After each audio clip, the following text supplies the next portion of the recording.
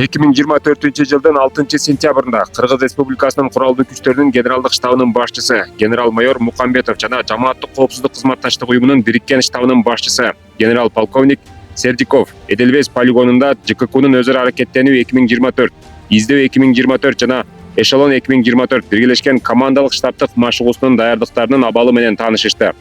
Окуу талаасындагы күжүрмөн даярдыктар, андагы командалык пункттар, аскер тала госпиталь жана аскердик контингенттер жайгашкан казармалардын абалын көрүп чыгышты.